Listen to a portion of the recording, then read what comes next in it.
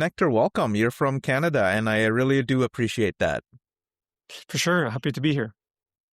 So, Nectar, basically, like you put it out there that you're changing the face of Canadian VC. What does that mean to you? And tell us a little bit about yourself. Sure. Well, maybe I'll start with myself and before the big shit of the fund. But like I've been a tech geek for 20 years. Started my career in digital marketing and worked at Google for a little while and did some angel investing before starting my own company. And now I have a new adventure, starting this fund called Amiral Ventures, which we just launched 5 months ago.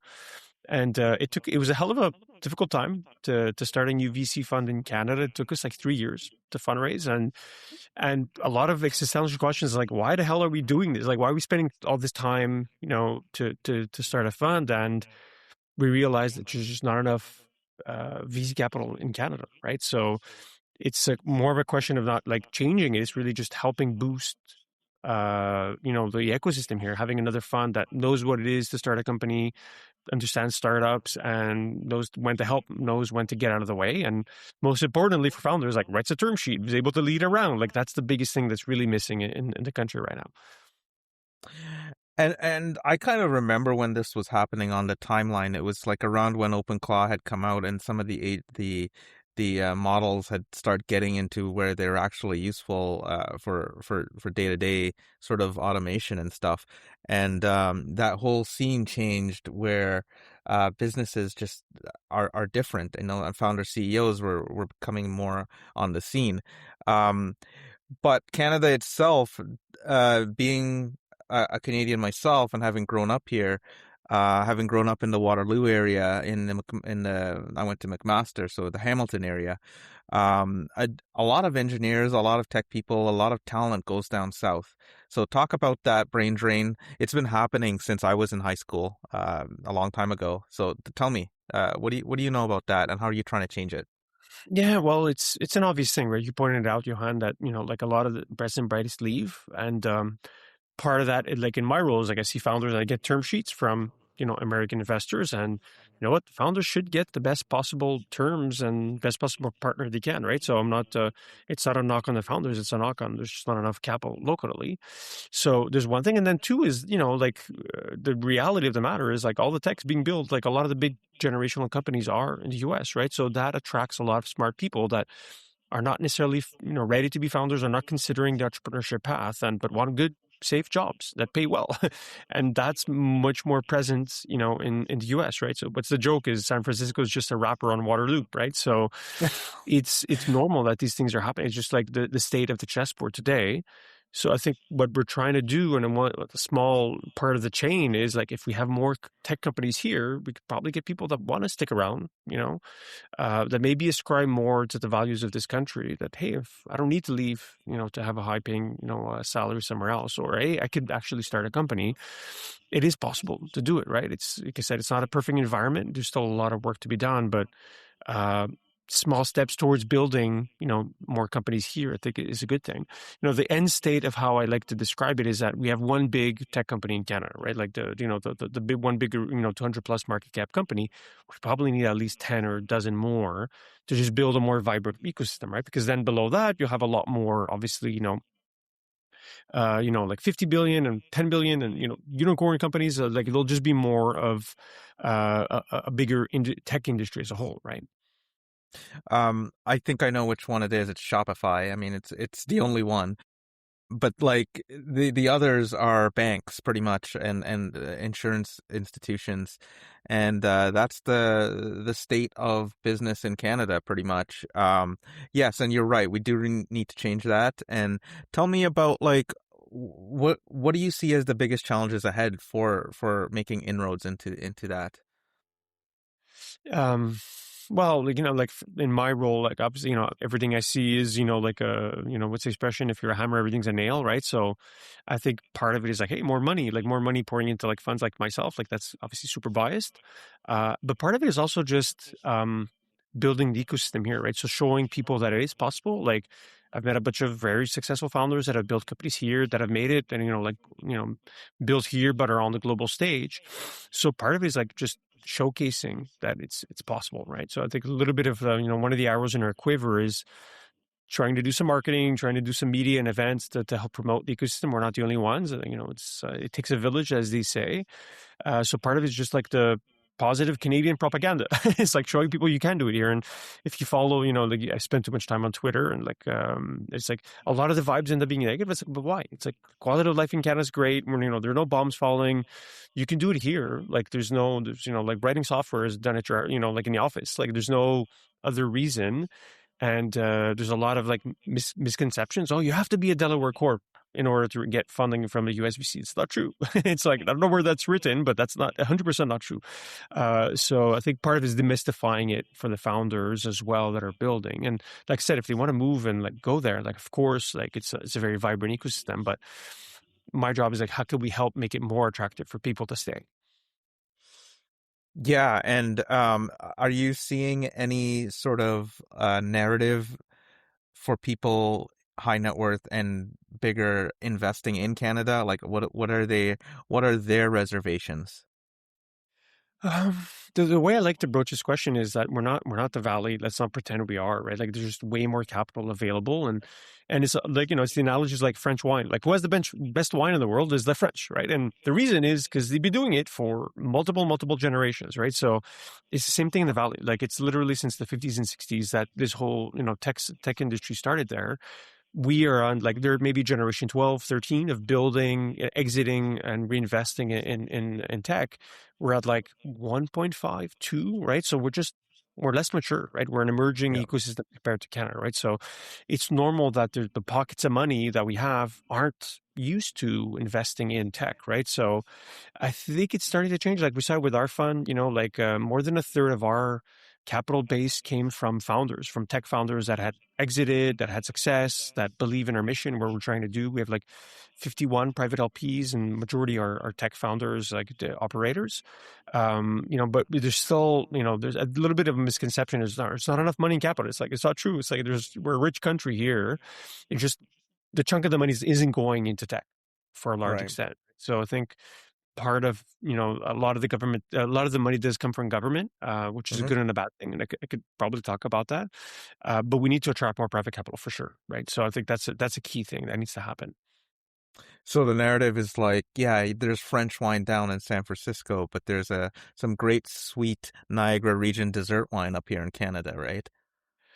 Totally, yeah, that's it. And and to be clear, it's like I think we punch above our weight, right? If you look at a lot of the innovations that power today's tech, like they all started here, right? So, smartphones is one. Like we have two of the three, Yeah. godfathers of AI. Like literally AI, the modern AI, the transformer came from here, came from Montreal.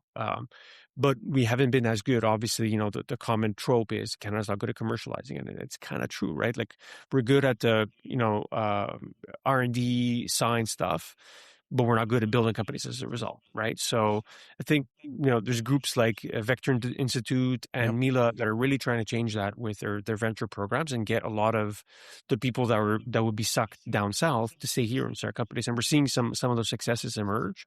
But like I said, it takes time, so it's going to be Yep. an overnight thing.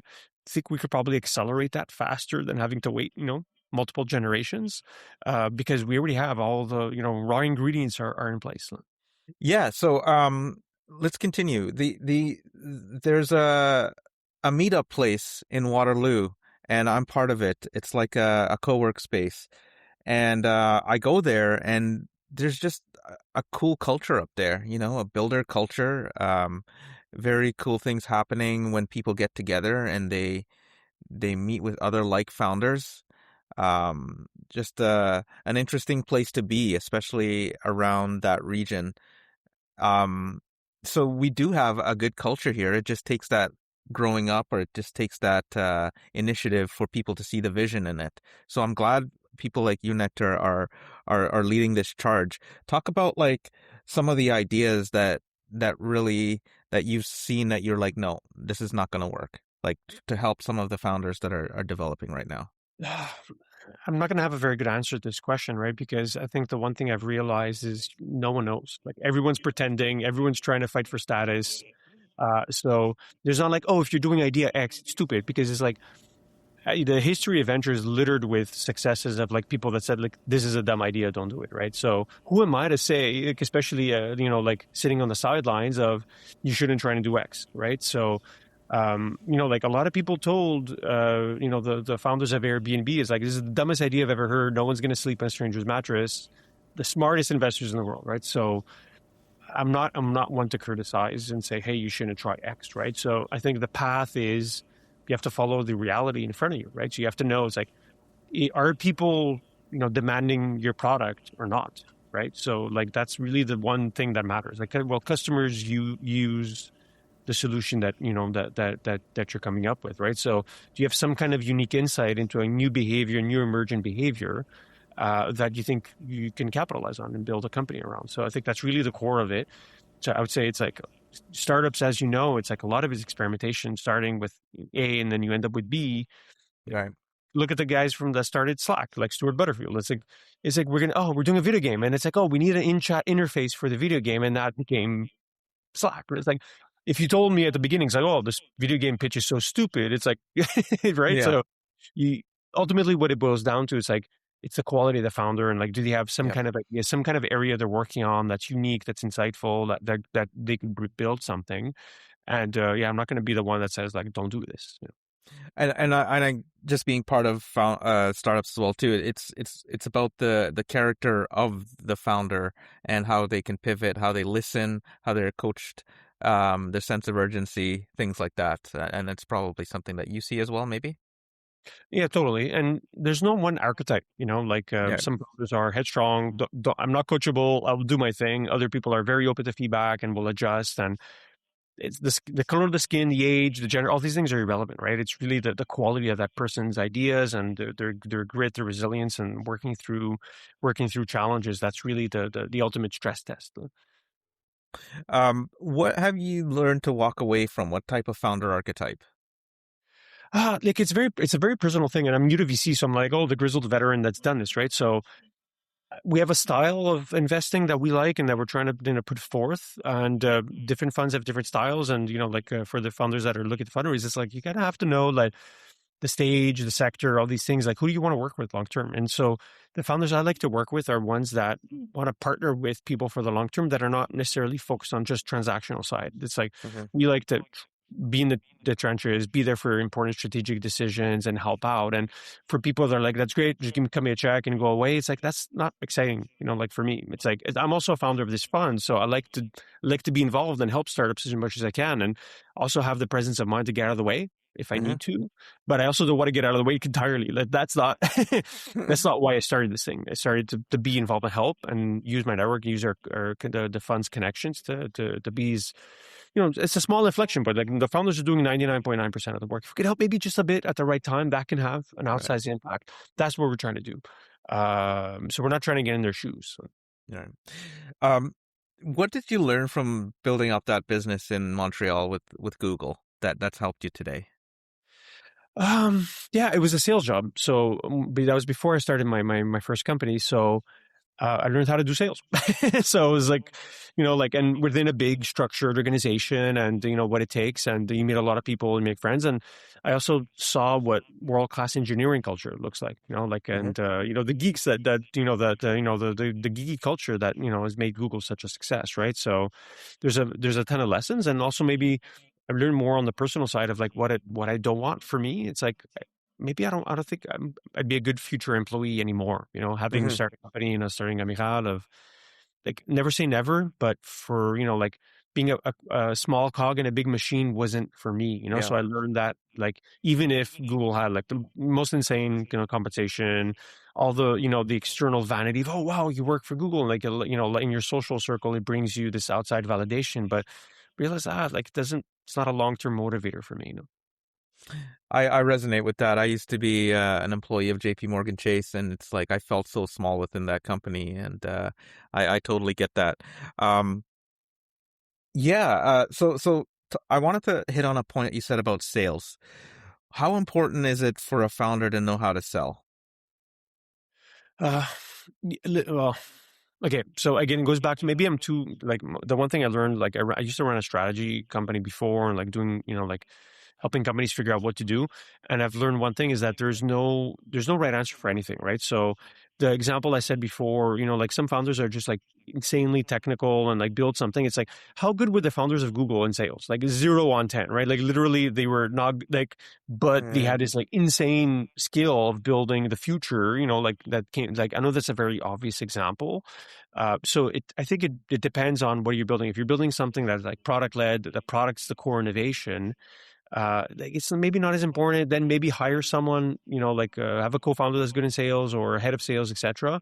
But if you're like building something that's enterprise, say, like the founder needs to sell and like it's an enterprise led motion or sales led motion, then yeah, you should be there, from 0 to X million, right, in ARR to do able to know it well before you transition to other skills. So when I say that's probably the simplest distinction I could make. And I guess knowing what the customer would pay for definitely changes the product, but sometimes there's strong visions on what the product should be, um, in despite of the customer. So have you seen different kind of like battles between companies or smaller companies about this? And do you have any opinion on that? Well, I think there's another key distinction of, is it a customer or is it a user, right? So, the one of the tenets at Google back in the day was like, know the user and all else will follow. And users of the search engine or Gemini or whatever, it's like they're not, most of the time they're not paying for the product, right? Mm. So, but they're the linchpin that makes the whole business model work, right? So being able to satisfy users is a key component to it. And then obviously customer is different, right? So having the person that pays the bills, like so oftentimes it could be the user as well, right? Like depending on what the startup is building. I think in both the cases, those are like sometimes in the single persona, sometimes two different. They're very, very critical, right? So understanding, the difference between the two. Sometimes you can have like a sales led motion, but the user's not the person that's paying. It's like it could be, let's say, like a developer and engineer, but the person that's paying is like the CFO or whatever. That's the customer because they're the ones that are signing off on the purchase order. So just to make a very simple kind of like, like statement of how you build a company, right? Yeah, I mean, so when it does get up to the CFO level, he's mostly probably just a rubber stamp. And in my opinion, anyways, like the product people drive that recommendation, like let's pay for this. Um, but yeah, I totally get that part of things. Um, what are you excited about in the next 6 months here in Canada? There's a lot, man. Like, I just like my job. Like, I'm looking at it my perspective. Like, I really like what I do. Like, it's like meet with founders and, like have brilliant people line up at the door and try and see, hey, do I want to work with this person and their team? And there's a lot of cool sectors that are, yes, the two-letter buzzword everyone's talking about today, but it's just like really Cambrian explosion of all different types of companies, like in biotech, in defense tech, obviously AI, space industries. There's so much happening. So, I find I'm like just drinking from the fire hose all day. It's like meet smart people and like explaining to me what they're doing and try and help if I can. So I would say that's probably the thing I'm most excited about. And the second thing is also just building a fund. It's like we just had our first employee start. We think about our own process. How do you build a VC fund in 2026 today with all these new agentic tools? It's really exciting because there's what's the expression, or work on the business or in the business. So there's a working on the business part too that I find fun. It's like, okay, like we have to build a team and build a culture and build all these tools and things to help us. I think that's pretty fun too. It feels like AI is more of an enablement technology, just like the internet was when it first came out. And AI is going to enable other industries to do well. What other industries outside tech are you interested in? Well, I mean, tech is like another enablement type of word, but what industry overall are you interested in? Like space? Yeah. Well, I spoke about some before. Space is one that I'm interested in just because it's like we see it with the forthcoming IPO of SpaceX. It's unlocking this whole new economy because the cost per kilogram has dropped. So cost of launch has gone down significantly. So it's enabling a bunch of like cool new technologies. And in this case, launch is kind of the enabling technology, and we're seeing a lot of stuff being able to happen, and a lot of cool stuff that in low Earth orbit and in orbit that are really unlocking cool, new types of companies to emerge. I think that's really one area that I'm interested in. And then, yeah, of course, just AI as a whole, I think is one that the pace of change is so rapid. And we could talk about the apocalypse and everything, but there's a whole segment and slew of opportunities that it opens in terms of like surface area for founders to build on. And I think that's really cool. So it's enabling a bunch of cool companies to emerge, and what it takes to build a company today, and the way you build a team, the way you hire, the way you staff, what you give agents to do. All of this playbook does not exist. Like, and it's kind Right. of being written, a lot of cool blog posts, but like that get outdated quickly. Really exciting time because it's like the way you Yeah. kind of like build a company is changing, and we have four portfolio companies today, and all of them are thinking about this question, right? So how do we build today? How do we hire? How do we be more efficient using these new tools? I'm recalling a tweet that you put out recently about the Kardashev Type 2 sort of, and I Googled this, or I asked an AI about this maybe about a few months ago, and what is it? There's like something around the sun that that's the end goal, right? Like to have this energy generator around the sun. Yeah, I think Musk probably talks about this quite often, but it's what it comes from is from a Russian astronaut called Hmm. Kardashev, I think Yeah. in like 40s or 50s, I forget. And, like it basically civilizational scales. So type 1, type 2, type 3. And I'm probably going to get this wrong, but like type 1 is being able to harness energy of the sun for your own planet. Type 2 is being able to capture it using like a Dyson sphere and like Right. travel, the solar system. And then type 3 is being able to use it across multiple stars. And again, I'm probably butchering it, but I still like this.